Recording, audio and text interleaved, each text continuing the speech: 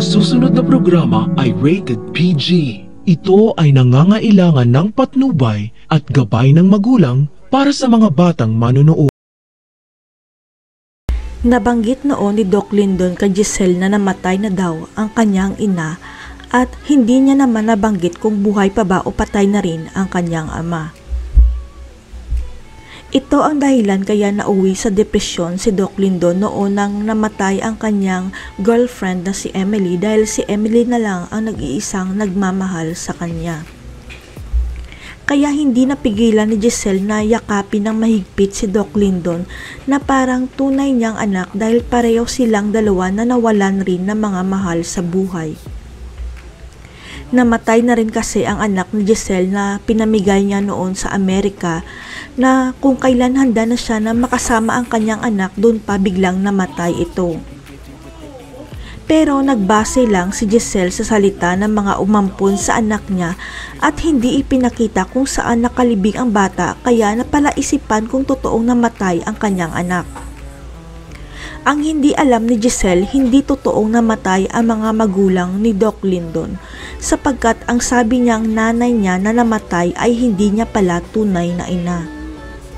Ito ang dahilan kaya hindi nabanggit ni Doc Lyndon tungkol sa tunay niyang ama dahil galit siya dito gayon din sa tunay niyang ina na nag-abandon na daw sa kanya. Ang hindi alam ng lahat, matagal nang hinahanap ni Doc Lyndon ang tunay niyang mga magulang kaya nag-hire siya ng investigador para matuntun ang nanay at tatay niya.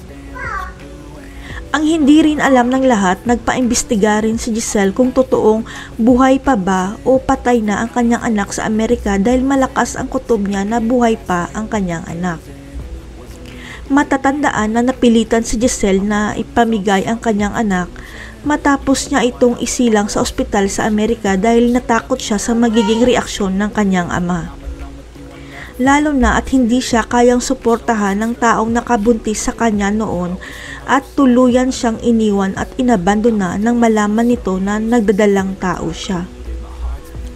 Abot langit ang pagsisisi ni Giselle na kung kailan handa na siyang maging ina sa kanyang anak, doon niya nabalitaan na patay na daw ang kanyang anak dahil sa sakit.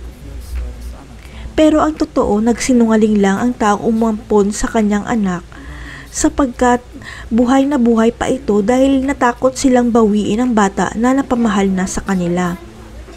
Nagsinungaling rin sila kay Giselle na babae ang anak nito pero ang totoo, lalaki pala para malito si Giselle sakaling malaman man ito at hanapin ang kanyang anak.